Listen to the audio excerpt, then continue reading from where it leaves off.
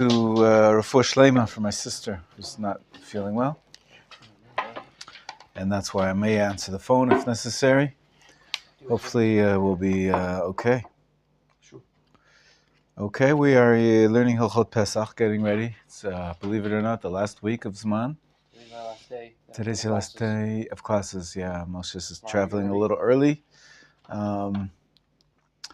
But we'll miss you, but you'll come back soon. You're coming back before Pesach, so that's good. Okay. So we finished off, we were talking about how to eat the matzah, and that's on page 250. We're going to start the mitzvah of eating the maror. Not a very tasty subject to begin with, but hopefully your breakfast is all taken care of. And 27, right? yeah, page 250 in the Pnei Halacha, the mitzvah to eat maror. Moshe, 27. It's going to be your day. To eat maror. The Torah commandment to eat maror on the night of the 15th of Nisan is contingent upon the eating of the paschal sacrifice. As it states, they shall eat it with matzot and merorim. Good. Since we are unable to offer the paschal sacrifice today, the mitzvah to eat maror is now rabbinic. We dip the maror in charoset in order to counteract its bitterness, and then we shake off all the charoset that sticks to it, because charoset should not be eaten with the maror. It's charoset or charoset? It's a tougher tat.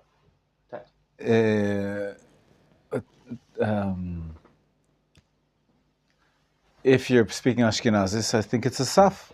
Yeah, it's a saf. Okay. It's a saf. There's no dagesh in the taf. Let me just explain for a minute. The charoset is an interesting phenomenon. It's not one of the seder.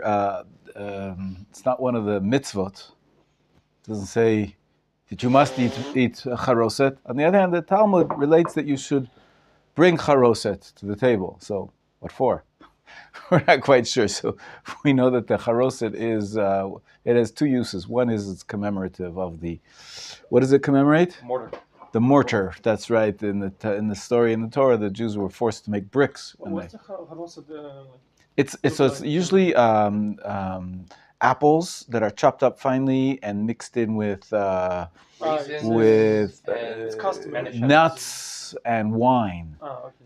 Apples, nuts, and wine, and then you can add all sorts of spices. People add cinnamon, people add all sorts of things like that. It's really good. It's very yummy. Although, you want to give that to us? Thank you. Oh, I think he stole from us. Oh, wow. Oh, thank you very much, Alex. Although it is very yummy, although there's no mitzvah to eat it. So you got to make sure, as a matter of fact, it could be problematic to eat it. Because when you're eating the maror, as we're going to see, the point is to taste the bitterness. If you dip it in the bitter maror, we're going to see what maror is.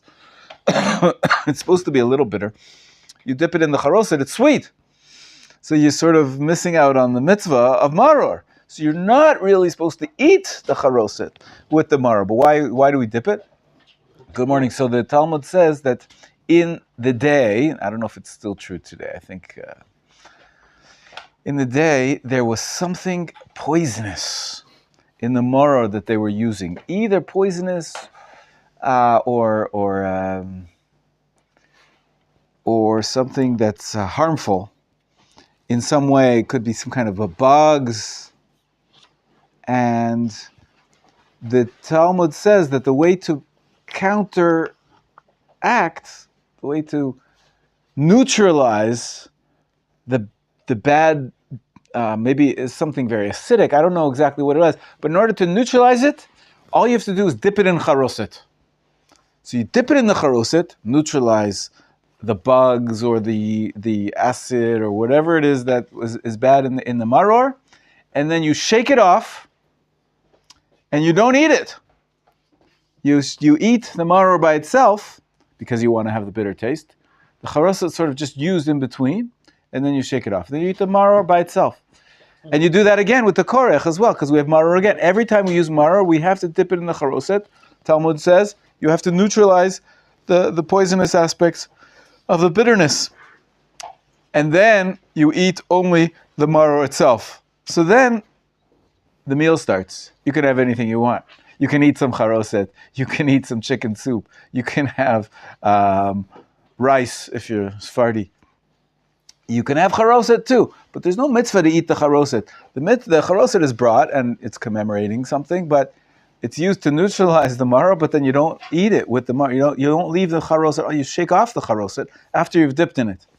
And maybe I can make a drasha, a homiletic interpretation that bitterness is part of life, but we don't want to celebrate bitterness. Like there's some women that wear black all their lives, and they're mourning, and they're like, you can get into a mode of religious service, which is totally, we're so penitent for all our sins day and night, and that's like too much bitterness.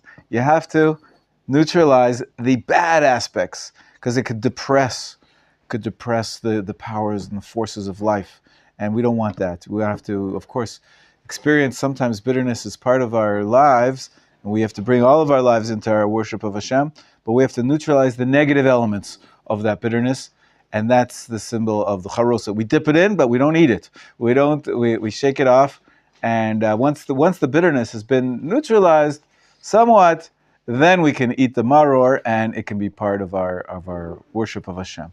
Okay, so we'll see the more details as we go on. Anyways, the charoset should not be eaten with the maror.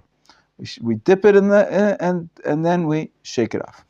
Moshe, go ahead. Page 250, about 10 lines from the bottom.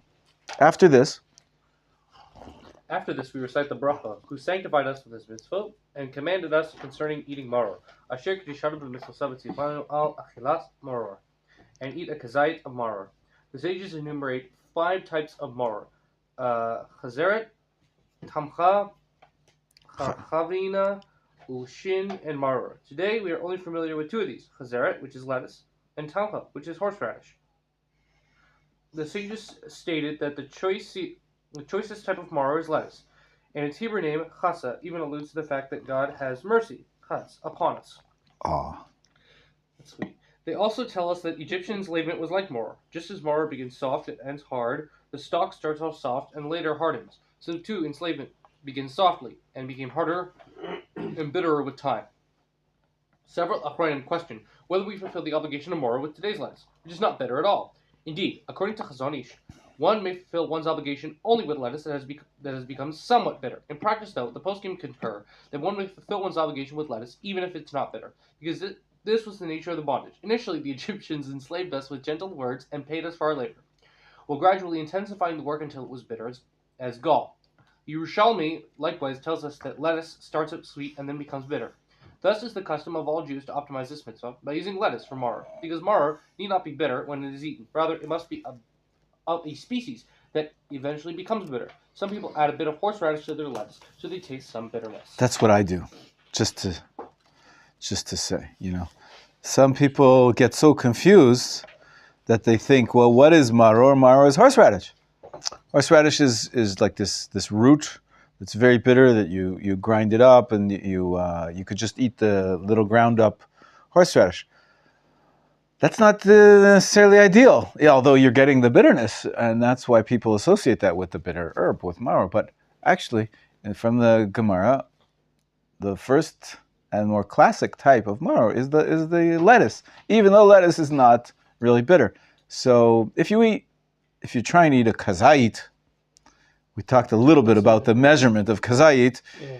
It can be really more difficult and maybe even dangerous to eat the whole thing If you go by the weight, of horseradish, and if you go by the weight, but and so it's much easier to fulfill the required measurement of eating the maror if you eat lettuce. It's not so bad, just make sure you have 1, 2 pieces, 3 pieces of lettuce, you're good. But I always add a little bit of horseradish as well to get the feeling, even though you fulfill the mitzvah without any horseradish, as long as you have that required amount of lettuce. In my day, the instruction was, in America, I think the instruction is to use a particular type of lettuce called romaine lettuce, which is more bitter than other types of lettuce, like iceberg lettuce, which is very common in the United States and Canada. But here, the more common, I don't think they even. It's harder to get the iceberg lettuce. They don't grow it here. Maybe it's the climate. I don't know exactly why. Maybe it's just the culture, the taste is different. But the standard lettuce that you buy all year round is pretty much also a little more bitter than the iceberg. So I don't even know if they sell romaine lettuce, what's called. But I'm not an expert. Any lettuce is kosher for maror.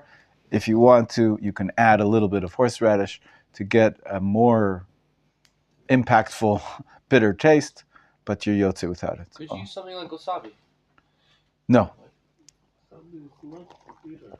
It's not one of the five. It's not one of the five required allowed species in the Mishnah, unless wasabi happens to be ulshin or charchavina, which I don't know what they are exactly.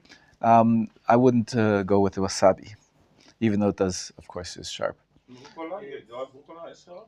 Broccoli? Rucola. It's a type of lettuce. Is it bitter? Is it bitter? Yeah, maybe. I guess any type of lettuce. Of course, we try to stick with the traditional, and that's because in the times of the Mishnah, when these laws were set down, and we try to follow them. I don't know if they had ricola lettuce in Israel, in the Middle East. I think it's grown elsewhere. I don't know. Don't know the history of it. I don't know. Yeah, I think it's also from Europe. Yeah. So I'm really enjoying this lettuce discussion. I hope so. Yeah. Now I'm about to ruin it for you. Well, let us continue then. That's what's going to ruin it for you. Go ahead. Since lettuce often contains bugs, it should be cleaned and checked thoroughly on Erev Pesach. Nowadays, there are ways to grow bug-free lettuce, and it is best to use such lettuce in order to avoid potentially violating the prohibition against eating bugs. And in the kashrut class, in the next topic, in the next semester, at the beginning of the Zman, we're going to be tackling the issue of bugs in our foods, including the lettuce, and how we have to pay attention to that, and how to avoid any prohibition when eating our food. Specifically, lettuce became popular. There's a company in Gush Katif, which is now, all the Jews have been removed, expelled from Gush Katif. They live near Gaza. Gush Katif is an area within Gaza. They were settling in the Gaza Strip. And the government, I think it's already, how many years now? Almost 20 years? Almost 20 years. Yeah. 2004, I think, was it? That they said no more Jews are allowed to live there, and they gave the control over the area to our neighbors. I'm not sure it was a very good move. But be that as it may, this company that was producing bug-free lettuce with all sorts of methods, we actually went on a tour there from the Machon, I think maybe 2 years ago. They're producing. They're very big plant, and they pretty much created an industry of the bug-free lettuce and other types of vegetables as well. Now there's a debate, and that's what we're going to discuss next month in the kashrut class about, how necessary is this industry, and how careful we have to be about bugs, which you can barely see. The Strawberry debate, all coming up soon. But in any case, for Pesach, all we have to know is that eating lettuce is one of the mitzvot. It's the maror is eating lettuce, so you gotta have kosher lettuce. Make sure it's kosher. Now you can take kosher regular lettuce and check that there's no bugs. You have to soak it. You have to rinse it. You have to check it. You have to look. Some people say you should hold it up to the light so you can see through the light streaming in underneath whether there's tiny little bugs there, because there's many times bugs in the lettuce. And therefore, a lot of people buy the special kosher lettuce of this Gush Katif company. Now, of course, it's been 20, 30 years. There's copycat companies. There's imitation Gush Katif lettuce. There's many companies that produce bug-free lettuce with all sorts of special ways of growing it. And in any case, it's always good to rinse with soap, soak with soap for 3 minutes. Even the Gush Katif, they say, soak it for 3 minutes in soap to loosen up if there are any bugs holding on to the lettuce, the soap loosens their grip. And then you rinse it off. Rinse it off, you don't want to taste soap. There's no mitzvah to eat soap.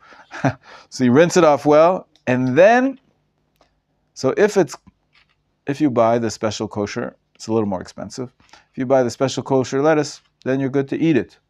As long as you soaked it for 3 minutes, rinse it off, and you're good to go. The regular lettuce, So you can check the water. you have to check the lettuce. Checking the water is, after the fact. Those are the bugs that you got out. You got to make sure that there's no bar bugs left on the lettuce. So many years this was my job as a young child growing up. Especially romaine lettuce that we would buy for the Seder in Canada. And somebody has to look at every piece of lettuce and look to make sure that there's no bugs. And you don't want to do an avera of eating bugs when you're doing a mitzvah of eating the Mauro. So you've got to be careful about that in general, and particularly on the Seder night. Okay, go ahead, Moshe. One must eat a kazayat of Mauro, and one may estimate this size by sight. As we have learned, some customarily calculate a kazayat by weight, which is about 29 grams. However, with lettuce, there is very little difference between weight and volume-based kazayat. As I said, they sell these charts. I'm going to bring one in of how much lettuce, if you flatten out, what's it called, a leaf of lettuce on the piece of paper. It depends on how much, which measurements you're using. The measurements of the Nod Yehuda or sorry, who was it? The standard, the Nod Yehuda. Sorry, the standard of the Nod Yehuda and the Chazon Ish. They give the bigger shear, but the regular shear is commonly attributed to. I'm trying to remember who it is. Chazon Ish and Noda Right, that's the more Machmir Shita. Yehuda. Noda Yehuda and the Chazon. Rav Chaim Na'eh. It's on page 219. If you look at page 219 regarding the wine, he brought. That's the standard calculation, following Rav Chaim Na'eh and following the Rambam and other Rishonim. And then the Nod Yehuda and the Chazon Ish, they have this extra special shear of almost double the size. And so I'd say that, if we follow what the Mishnah Berurah concluded, is that for mitzvah doraita we have to be machmir. For mitzvah derabanan you can be mekel. What is maror nowadays? Only derabanan. And so you can follow the smaller measure, the standard measure of how much, 27 grams. And so they say about like half a page, 2/3 of a page of maror, if you take a lettuce and you spread it out. So it's like about, if you want to be machmir, it's this size, the size of this book that's opened up as a full A4 page. But really, a half or 3/4 of a page filled with lettuce, basically 2 big lettuce stalks, leaves, 2 big lettuce leaves is for sure enough for korech to be a kazait. Okay? And then we do it one more time. Moshe, one more time. Page 252. Korech. After eating the maror, we make a sandwich from a kazayat of maror in a kazayat of matzah and dip it in charoset. Some people also shake off any charoset that sticks to the maror, as with the eating of maror. Others do not remove the charoset from the maror in the case of korech. Oh, never heard of that. That's a leniency. There you go. You're allowed to eat according to the Kaf HaChaim, of course, is a Sephardi posik from 17th century? No, 19th century. 19th century. He was a very big posik in the 19th century. And I'm just trying to think. I think he was in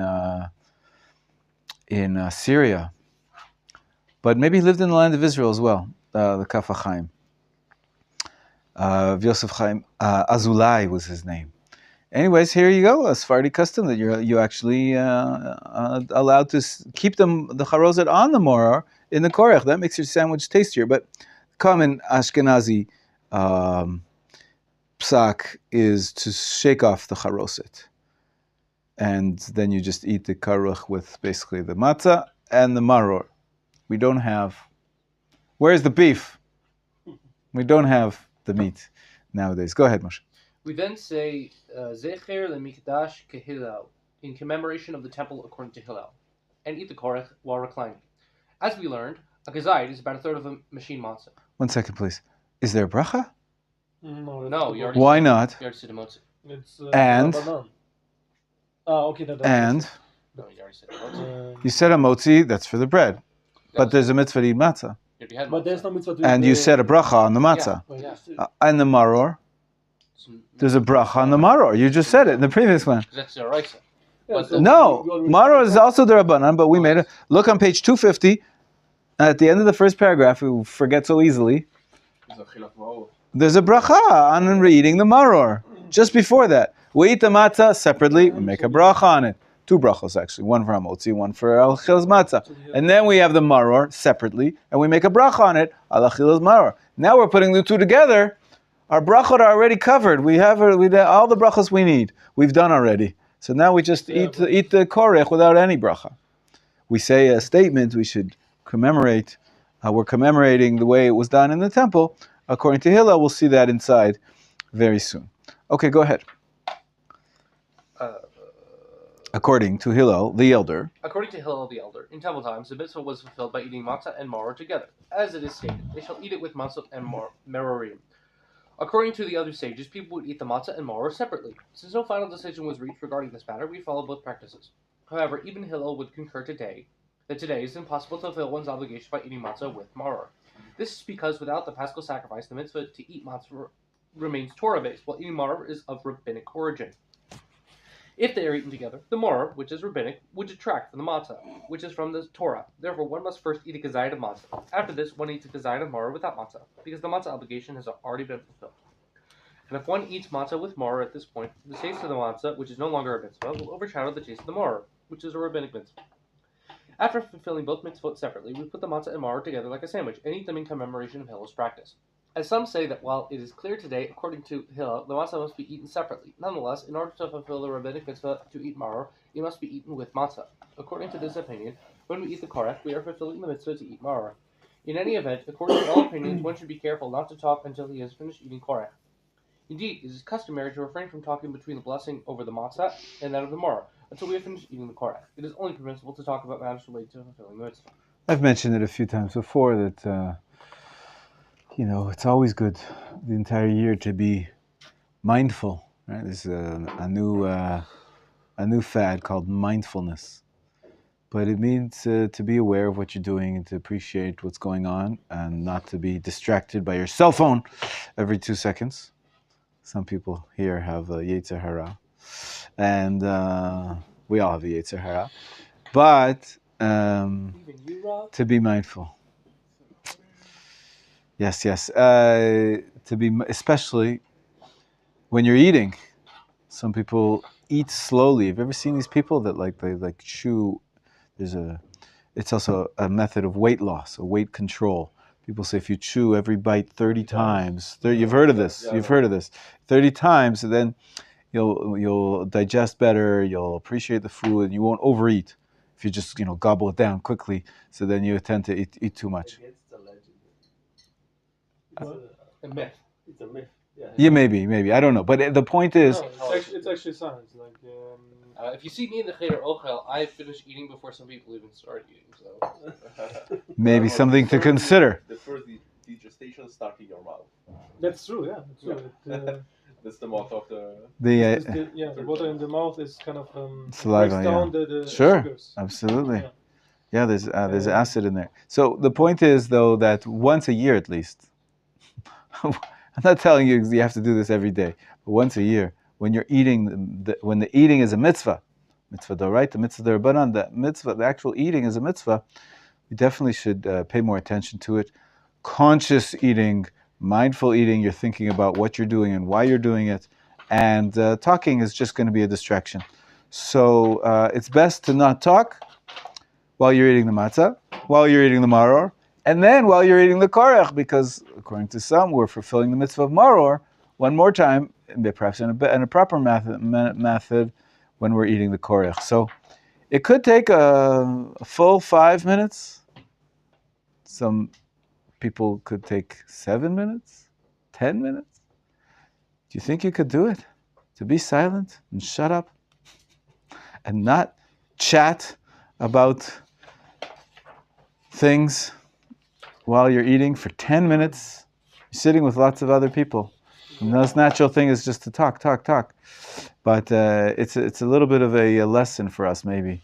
The rest of the year we should learn to be a little more mindful and a little more quiet and more, they say kashrut.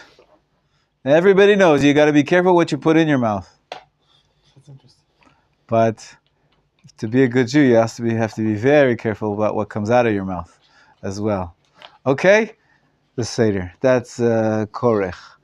Now, Shua's here. Good morning. How are you? Okay. You have a book. You're with us on page 253. Why don't you grab one? And we're going to have Moshe keep reading because we're not going to have him for the rest of the week. So, page 253, please. Meir. Those who have difficulty eating matzah. As we have learned, a kazayit of matzah is about a third of a machine matzah, and on the Seder night we must eat 4 or 5 pieces of this size. After the brachot of hamotzi and achilat matzah, we eat 2 kazaitim, one for hamotzi and one for achilat matzah, in order to fulfill the stringent opinion, which maintains that a kazayit is twice the accepted size. We eat another kazayit for korech, and one more for the afikomen, though some practice the stringency of eating 2 kazaitim for the afikomen, one in memory of the paschal sacrifice itself, and one in commemoration of the matzah that would be eaten with it.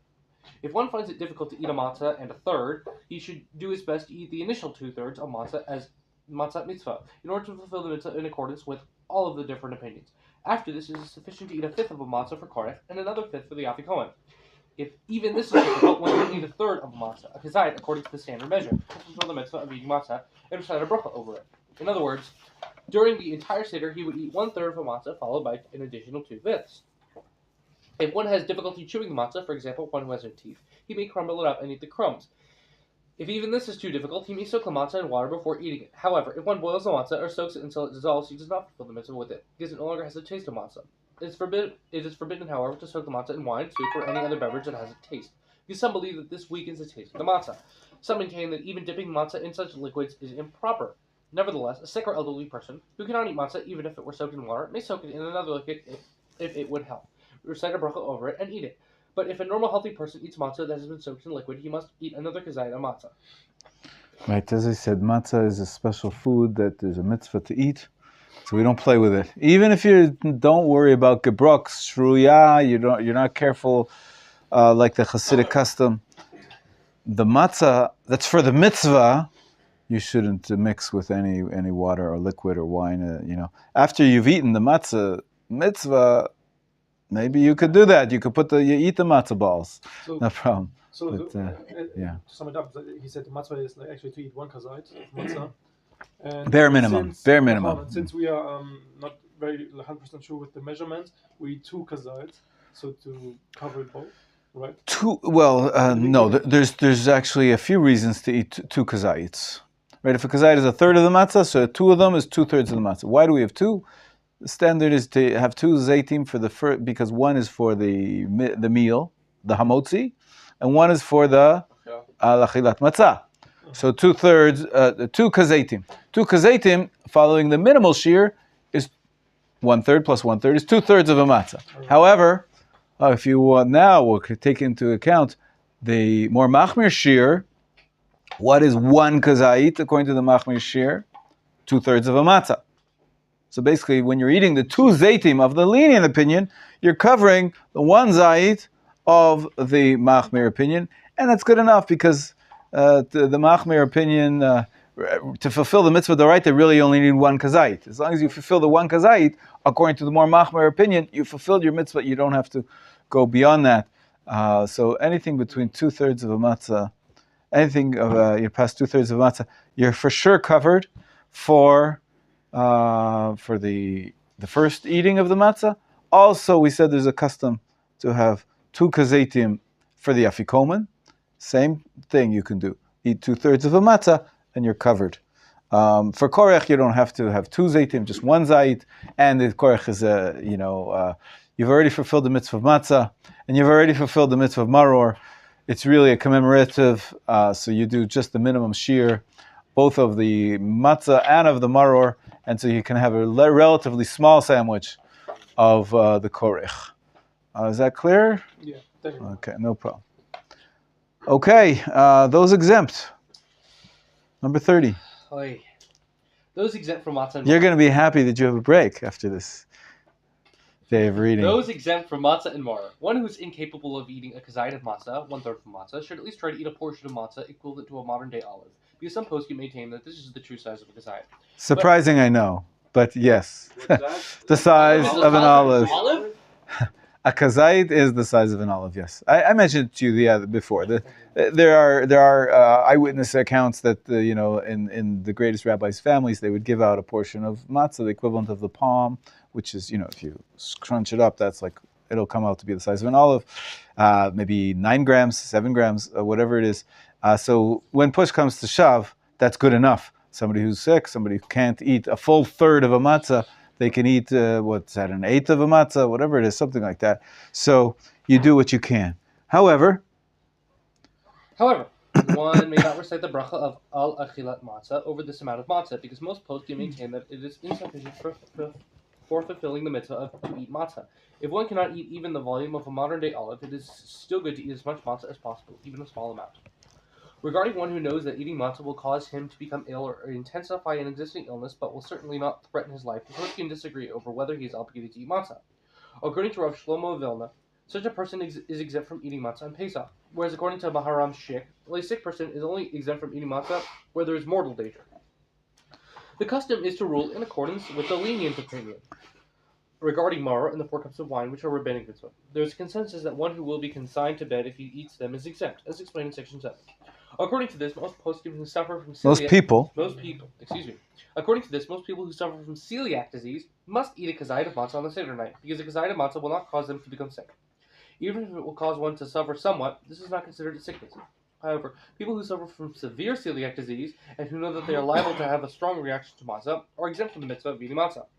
Nowadays, one can find matzah made from oatmeal and spelt flour, which are better than wheat matzah for people with celiac disease. Your daughter eats those. So my daughter can no longer eat those. She's unfortunately been diagnosed as severe celiac, and she won't be having any matzah this year, even made from oats, the special oats, which are gluten-free. My daughter-in-law, on the other hand, she has a light celiac disease. She's also diagnosed with celiac, but she can eat oats and it doesn't hurt her. There's blood tests you can do to see how the gluten is affecting you, and my daughter-in-law is fine, even though she eats these special oats. But my daughter, her numbers are still not going down, and in different experiments. There's a question whether the oats are, damaging to people with celiac or not, and basically they test. How do you test? By doing it.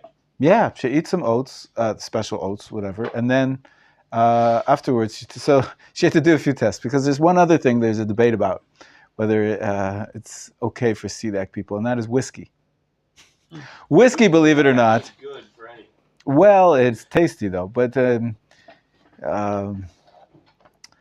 whiskey, some people say, because of the processing that they do it, it's made from barley, so it should be a gluten, so it's a problem. But many people say no, because it's distilled, and the alcohol that it somehow takes out all of the gluten from it.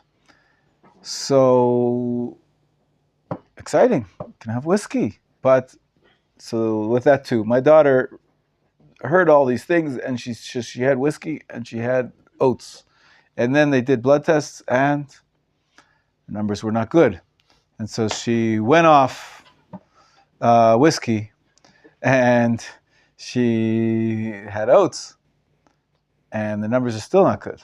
So now she's off oats and whiskey, and we hope that'll do the trick.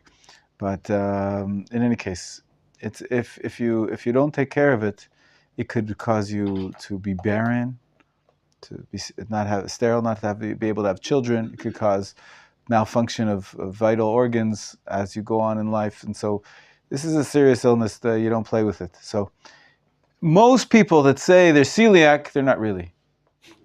They're just gluten intolerant. They have a sensitivity. It gives them stomach aches, which is a bad thing. You don't have to, give yourself stomach aches, except for Seder night. That's what he's saying. If that's all it is, if it's just an intolerance, you have to find the way to do matzah. Fine, use oats.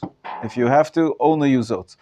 But you should try to push yourself to eat at least one kazait of matzah. It's a mitzvah d'oraita, even if you're going to get a stomach ache. But if you really have a severe case of celiac, it could be dangerous. And you're exempt. The Torah, Shua first, Shua's been waiting. So, if you can fulfill your obligation of eating matzah with oats, again, provided it's someone who can't have the normal matzah. Yeah. Can you fulfill the mitzvah of matzah with rice? No. Make rice matzah? No. The oats. The truth is, oats is kind of iffy. Also, that's why I don't really like the whole oat thing. But the oats that we have, right? One of the 5 grains is chita, sora, kusemet, right? Rye, spelt, and oats. So we translate shibolet shual. That's the name in Hebrew. We translate it as oats. Many people say that what we call oats is not what the Talmud called oats. The shibolet shual that we have, because if it's pure, it doesn't have any gluten. So it shouldn't be part of the 5 grains. The whole idea of the 5 grains is that they have gluten. And so it could be it's a mistaken identity. That one professor popularized this notion that the oats that we have are not the oats of the Talmud. And if that's the case, then why go to such great lengths to try to get matzah made from oats without gluten so that you can fulfill the mitzvah? Maybe you're not fulfilling the mitzvah anyway. But the common custom is the poskim are not going to be swayed from our custom of hundreds of years just because some professor writes an article in the newspaper in the journal, and he does some studies. We don't know precisely if the oats that we have are the oats of the Talmud, but the standard is we do treat it as one of the 5 grains, and therefore, if possible, and you can't have any of the other 4, best to have matzah from oats. So like spelt matzah would count also. Spelt matzah for sure is kosher, 100% kosher. Yeah, any of the 5 grains, any of the 5 grains. Yes, Moshe. So my younger brother's type 1 diabetic, and he has to, if he eats large amounts of carbohydrates, he has to take insulin for it. Right. Basically, the way that people take insulin these days is they use equipment attached to their arms. Correct. It's electronic. Yes. So for him to eat matzah, because it has like a significant amount of matzah, it would constitute, 30, 40 grams of carbs. In which case he would have to take insulin for that. Right. Which would mean violating the Chag.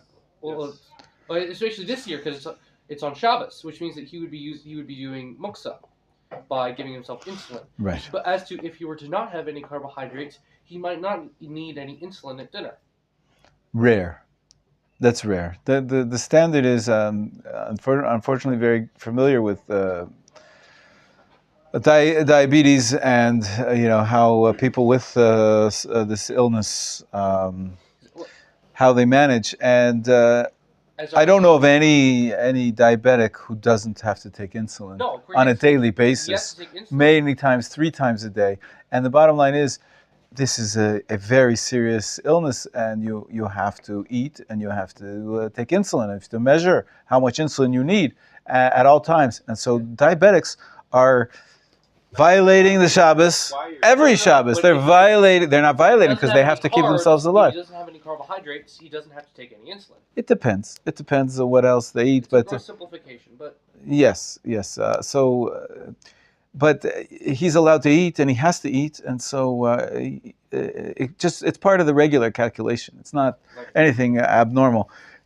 He should be careful not to eat too much matzah. There's a reason not to be machmir, perhaps, eating all the most extreme measures of kazait, 100%. But to eat the basic amount of matzah That's what you would do normally. If you'd have a sandwich and then take insulin, so you can have a matzah and then take insulin. It's not we don't have to be any less than. It's a slower carb, so it's not as dangerous to have a lot of it. Is that right? Compared to like having, if you were to like chug grape juice, that would be different because that's a very fast-acting carb. But bread and matzah, A lot of sugar in there, yeah. Deep. So yes, of course, diabetics have to take care of their insulin, and they check themselves. That includes pricking themselves, and if necessary, and that's drawing blood. One of the 39 categories of work. It's a mitzvah for them. I know. There's the pump, and there's lots of. Yeah, please. I don't know Patches. how it works, but who eats like a gluten intolerance? Yes. If he feel bad to eat matzah, he could eat the matzah in the end of the seder. Yes. Yes, it's fine. Yes. To Yes. fulfill the mitzvah. Like Yeah. if he eats in the beginning, maybe he will not feel good and Yes. he will not enjoy the seder. Yes. That's possible. It's fine. Yes. Yes. As long as he eats one kazait of matzah, leaning on the left. Don't forget to lean. Then he's fulfilled his mitzvah, and sometimes you push yourself to do mitzvah even if they make you feel uncomfortable. This is okay, but of course, when it gets dangerous, that's a whole other thing. Okay, other questions? Good. Okay, let's move on. Let's proceed. Page 31. Moshe. Page 31. Number 31. Page 256. Sorry, number 31. The time for eating the matzah, mor, and afikomen. The matzah and mor must be eaten by midnight, the midpoint of the night, regardless of the time of the clock. But if one was unable to eat them before midnight, he should eat them after midnight without a bracha. Lechatchila, even the afikomen should be eaten before midnight. The basis for this lies in a dispute between the two sages of Mishnah, Rav Eliezer ben Azariah and Rav Akiva. According to Rav Eliezer ben Azariah, the Paschal sacrifice could be eaten only until midnight and no later, because it was at midnight that the firstborns of Egypt were struck down, and the Egyptians began frantically trying to send the Israelites out of Egypt. According to Rav Akiva, the matzah may be eaten all night until dawn, because it was at this time that the Israelites hurried to leave Egypt. Stop a second. So they both agree that the timing of the matzah has to be in somewhat parallel to hypazon. Hypazon means hurrying, hurriedness. This was a central element of the exodus from Egypt. He's going to talk about the spiritual meaning of it. But before we get to the spiritual, why this is such a central component of the mitzvah observance, the hurriedness, well, there were a few different people hurrying. The Egyptians were the first ones to, with urgency, want to send the Jews out because at midnight all their firstborn died, and they were afraid that they were going to die and that the whole country would die, and they didn't know what was going on. And so the hurriedness started at midnight. And so this is the opinion of Rabbi Eliezer ben Azariah. He said the Pesach sacrifice has to be eaten until midnight, and therefore what we do to commemorate eating the matzah and eating the afikomen, which is to commemorate the Paschal sacrifice, all has to be done by chatzot. Rabbi Akiva says, sure, the matzah is commemorative of the hypazon, of the hurriedness. However, it doesn't refer to the hurriedness of the Egyptians. It refers to the hurriedness of the Jewish people. Jewish people, they were not allowed to leave their houses all night. The Egyptians didn't know that, but Moshe had told the Jews, don't leave your house the whole night until the morning. And so when the morning started, that's when the Jews started to leave with haste. And so accordingly, Rabbi Akiva says you can eat the Pesach and the matzah all night long until daybreak. And essentially we paskin the Rabbi Akiva, but we machmer for Rabbi Eliezer ben Azariah. As long as we can eat the matzah all night long, but we try to eat the matzah by midnight if at all possible. Okay? The spiritual meaning of this debate, I'll just add one more thing. There's one more opinion we don't really follow so much, and that is that, you know what hurriedness we're referring to? The hurriedness of the Shekhinah. God himself was in a hurry to get the Jews out of Egypt, to create the Jewish people. When did that happen? That's after? That's like even later than morning or before morning? Yeah, I don't know. I don't know. I can't remember right now. It's the Gemara Brachot, the Vav Amud Aleph. I think it's Vav Amud Aleph. Does it say here? Here it says Pesachim 120b, but there's another Gemara in Brachot which develops this idea. But well, let's talk about the spiritual idea behind it. Go ahead. From a spiritual perspective, we must explain that the offering and eating of the Paschal sacrifice revealed the unique quality of Israel, and this, therefore, constituted a preparation for the redemption. Accordingly, the meat of the Korban Pesach is eaten each year until the time of the redemption's onset. The question is, which phase of redemption determines the time to stop eating the Paschal sacrifice? According to Rav Elazar ben Azariah, the redemption started at midnight, when the firstborns of Egypt were struck down, for it was then that Egyptians' power was broken, and they could no longer enslave us. Therefore, the Paschal sacrifice is eaten until midnight. However, according to Rav Akiva, the complete redemption did not arrive until morning, when we went forth to freedom. Therefore, the entire night is a preparation for redemption, and it follows that one may eat the meat of the Korban Pesach all night. Let us now return to the halacha.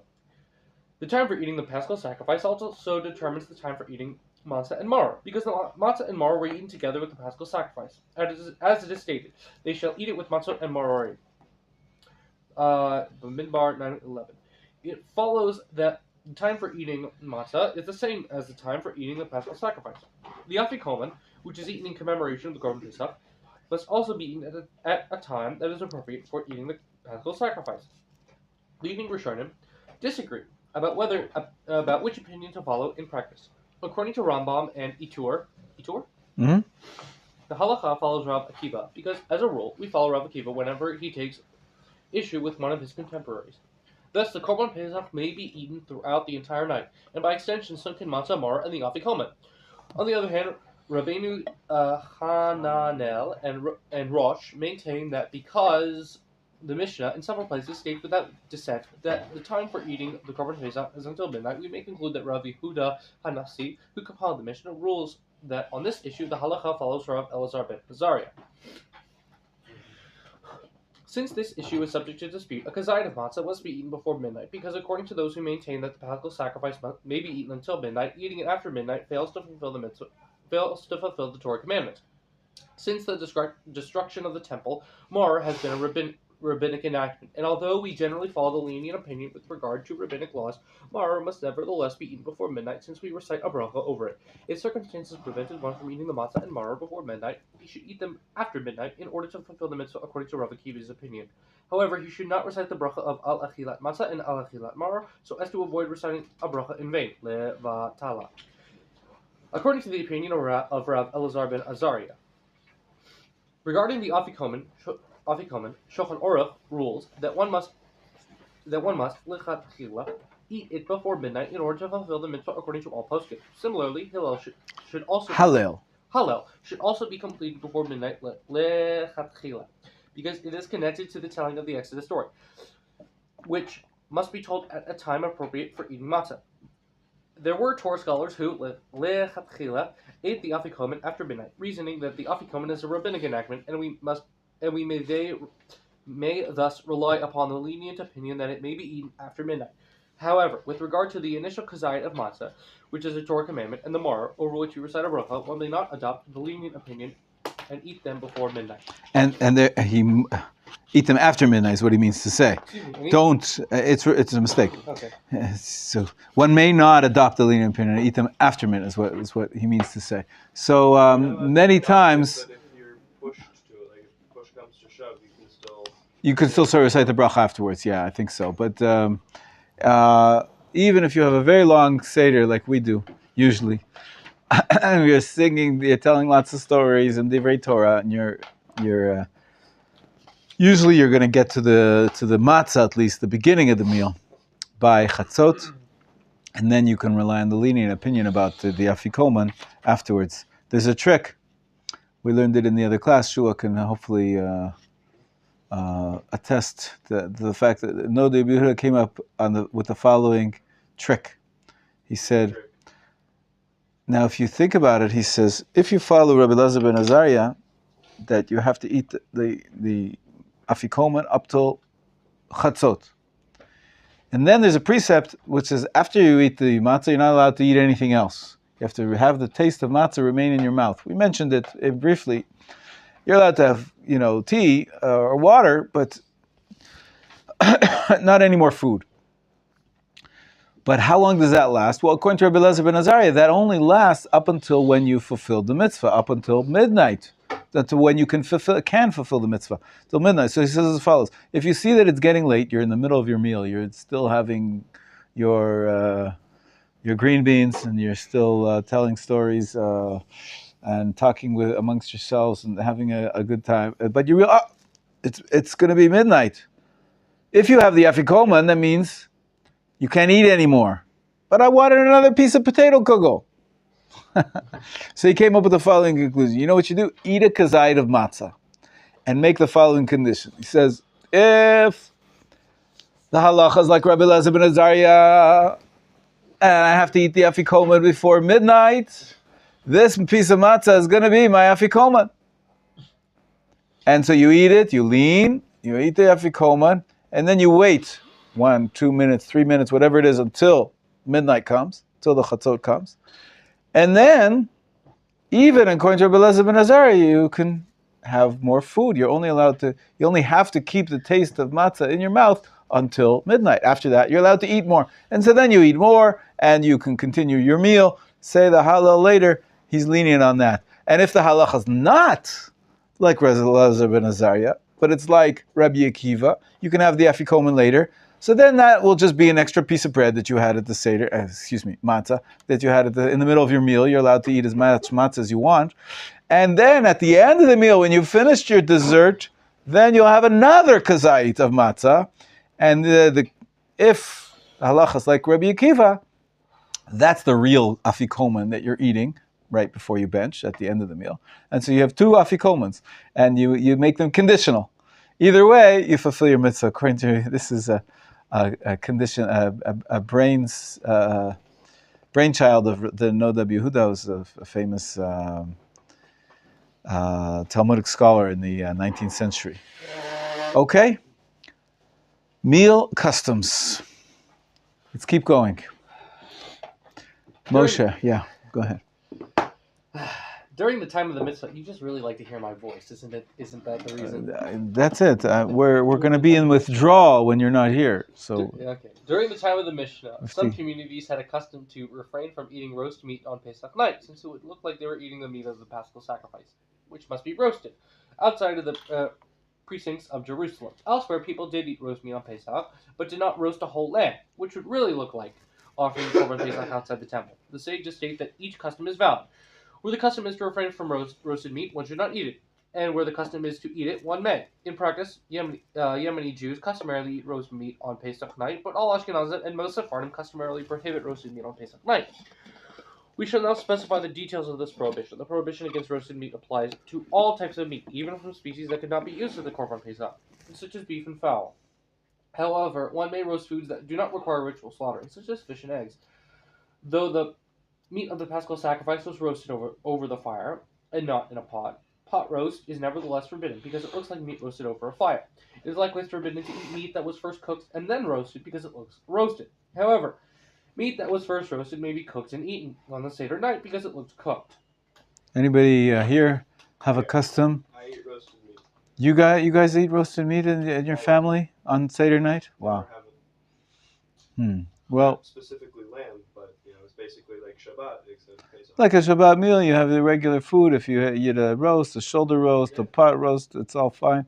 Yeah, our custom is not to even a roasted chicken. So it's always so how do you cook it? So boiled chicken, or you could have ground meat, right? You could have like meatballs and stuff like that. That's not roasted. It's a little bit of a challenge sometimes if you're used to eating roasted meat on every Yom Tov. But for Seder night, this is the standard custom. We don't eat anything roasted. That's any roasted meat, because roasted meat, we don't have the korban Pesach. We don't have the korban Pesach, so we sort of commemorate it that way.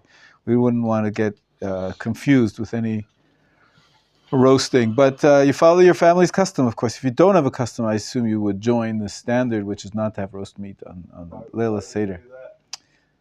That's the opposite of what my family did. They didn't have a custom, so they joined the custom of roasting the meat. So that's strange, Usually you go with the majority opinion. You don't put yourself in a corner, unless you're Yemenite.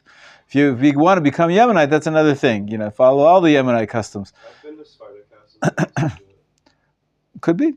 There's some Sephardim that don't even know that there is a custom not to eat meat. But here he writes that most Sephardim also prohibit roasted. Yes, Renan. I remember, like a few years before, I think they did a ritual. They did the Korban Pesach sacrifice close to the Temple Mount. Right, they do every year now. There's an organization that it's not a real Korban Pesach. It's a mock. It's a preparation, and it's an educational and public awareness campaign that people should not forget that there's a mitzvah that we don't have, and that we're still waiting for the temple. We're hoping that it will come and teach people exactly how it's done. There's a few organizations involved. I'm for sure they're involved, and maybe a few other organizations as well. And I guess it's a good thing. I'm not sure whether it really attracts people to Judaism or pushes them away. But to have some awareness is, of course, an education. It's fascinating to learn how korbanot were done, and nothing like a practice run to see. But of course, you have to be careful. They all have to be careful that this is just practice. You're not allowed to slaughter any sacrifices outside of the Temple Mount, and so they have to be careful to make sure that they say it's only practice and not the real thing, because that could be a prohibition.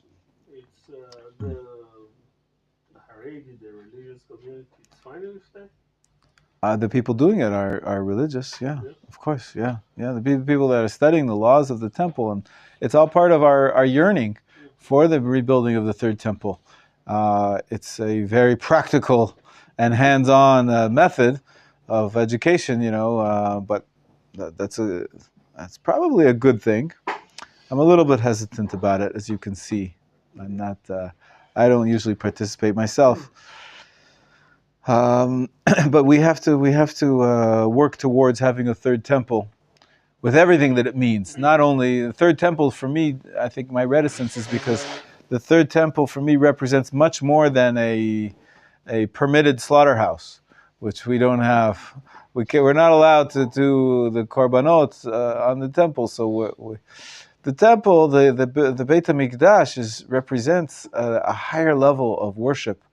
We're hoping for prophecy. We're hoping for that it reflects all of the people. The temple is the center of religious life for all the Jewish people. And if the Jewish people are not there yet, they don't care about the temple. They don't, and just you take one small segment of the population which cares, and you try to, let's bring the sacrifices. I think it's not proper. It's not. That's not the ideal that I'm hoping for. I'm not hoping for, just like now, you could say maybe, I don't know, half of the people are going to the beach on Shabbos, and the other half are going to shul. You can't have that with a Beit HaMikdash. You can't say, okay, let those religious Jews have their Beit HaMikdash, the other half will go party to discotheque. The temple is supposed to be a national project which represents the majority, at least the majority of the Jewish people that should be behind the project. And right now, this sort of practice sacrifice, it marginalizes even more. It's like a segment of the religious people that are focusing on exactly how to do all the rituals of a sacrifice, which we don't have yet. And so I believe we should raise awareness towards yearning for a third temple, not necessarily with practical animal sacrifice. I don't know if that's the way to attract people to say, we're missing something, that we don't have the third temple. It seems to be a little bit counter educational, but I don't know. Maybe they're right. We do have to be practical, and it was a real building, and was a real place, and there was real things we did there, mitzvot. But I'm sort of waiting for the great rabbis to tell us when we reach that stage. Maybe we'll have a Sanhedrin once again, and the Sanhedrin will say, animal sacrifices is a thing of the past. Maybe it's time to move ahead and not because animals are not part of our daily lives. We're not farmers. Perhaps we should sacrifice a computer. Perhaps we'll find other forms of worship. The computer today is just like the working animal of the past. It's something that's very expensive. Is a center of how we do business and labor. Interesting. So, anyways, we don't know. So I basically saying I'm not. That's way beyond my pay grade. Sanhedrin. We need a Sanhedrin for that. We can't change the laws of the Torah until we have a Sanhedrin. Even they don't change them; they reinterpret them. But they had the power of reinterpretation that we don't, and therefore we still pray in our prayers for the restoration of the temple service, and we pray for the restoration of the sacrificial order as well. And we say we want to do whatever God's will is, so whatever God's will. As of now, this is God's will. We can't do it. This is a fact of life. And so we pray that at the time that it will become feasible, we'll do whatever God's will is at that time, as our rabbis teach us. Yes? I saw in the project of the new temple, they have a Sanhedrin. Like a place for Sanhedrin. A place for it. I say, yeah, that's easy. How to fill it with 70 elders, which everybody agrees upon. That's a trickier business. That's right. Okay, let's finish up this page. Moshe, finish up page 259, and then we'll call it a day. Some have a custom to eat eggs during the Seder meal in order to recall the destruction of the temple. Eggs are a sign of mourning, and because the first day of Pesach always falls on the same day of the week as Tisha B'Av.